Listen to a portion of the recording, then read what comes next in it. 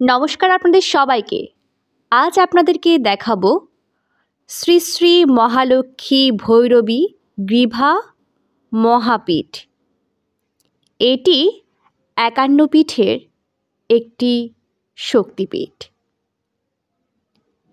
শ্রী শ্রী মহালক্ষ্মী গ্রীভাপীঠ দক্ষিণ সুরমা, জৈনপুর, সিলেট অর্থাৎ শ্রীহট্টে অবস্থিত। উক্ত শক্তিপীঠ সম্পর্কে আমি এই ভিডিওর মাধ্যমে তুলে ধরার চেষ্টা করব। তার আগে আমরা জেনে নিই শক্তিপীঠ সম্পর্কে।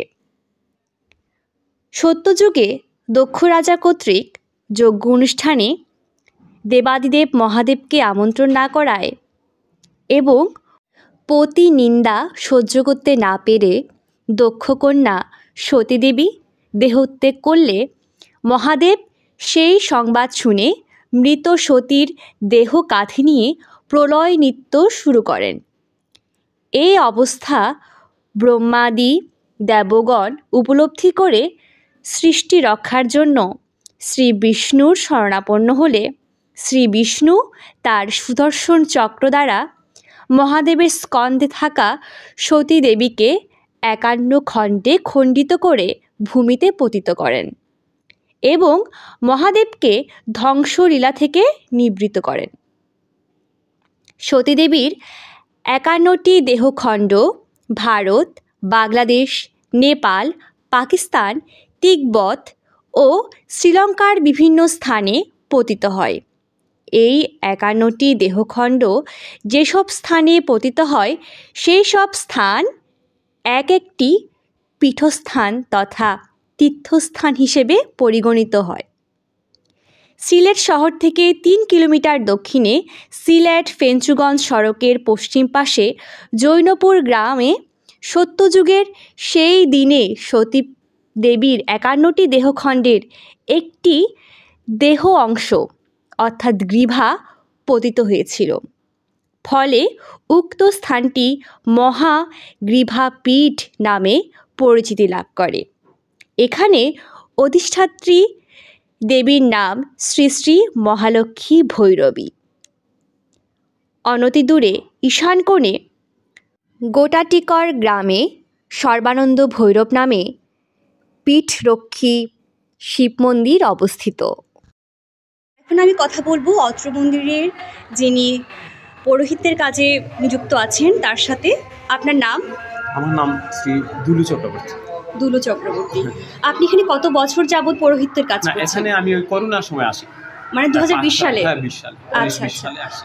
আচ্ছা, আমাদের যে এই মন্দির যে ভৈরবী গ্রীভাপীঠ, মহালক্ষ্মী গ্রীভাপীঠ, এটার নাম কেন, এই নামটা কেন রাখা হয়েছে? এটা হলো ৫১ শক্তিপীঠের শক্তিপীঠ। উনি হলেন আদ্যাশক্তি মহালক্ষ্মী ভৈরবী গ্রীভা মহাপীঠ। এটা হলো দক্ষিণ সুরমা উপজেলা ঝনপুর গ্রাম, শ্রীহট্ট শ্রীশৈলে মহালক্ষ্মী। আর ওনার পিতৃকে আছেন শিব সর্বানন্দ ভৈরব। আর ইনি পূজিত হন মহালক্ষ্মী নামে, আদ্যাশক্তি মহালক্ষ্মী নামে পূজিত হন। ওনার বাৎসরিক অনুষ্ঠান হয় যে চৈত্র মাসে আমাদের বাসন্তী পূজার ডেট আছে, তখন আমাদের অনুষ্ঠান হয় ৪, ৫, ৬ তারিখ। ওইটা আমাদের মায়ের বাৎসরিক অনুষ্ঠান, যেটা বাসন্তীর কানেকশন না, এটা হলো মায়ের বাৎসরিক অনুষ্ঠান হয়। আর এটা সত্যযুগের কাহিনী, তো দক্ষ যুগের কাহিনী সবাই জানেন। আর এখানে আমাদের জমিদার ছিলেন দেবী প্রসাদ দাস। ওনারা প্রভাত দাস না, দেবী প্রসাদ দাস। প্রসাদ দাস, আচ্ছা। উনি জমিদার ছিলেন। তো অনেক কাহিনী আমি সংক্ষেপে বলতেছি। তো উনি যে সময় দুর্গাপূজা করেন তখন রাস্তা খননের কাজের সময় ওই শিলাটা বেরিয়ে আসে।